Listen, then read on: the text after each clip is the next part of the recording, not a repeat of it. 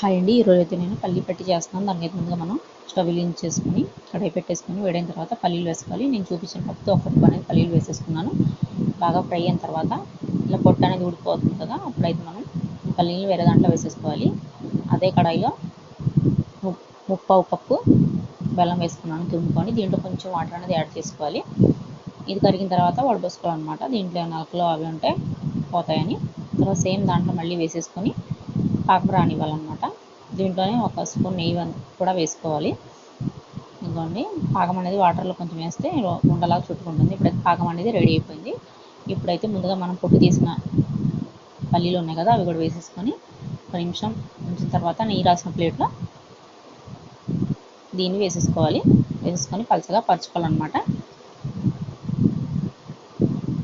వేడిగా ఉన్నప్పుడే మనం ఇలా పరిచేసుకొని పీసెస్లా కట్ చేసుకోవాలి. అంతే, పల్లీ పట్టి అది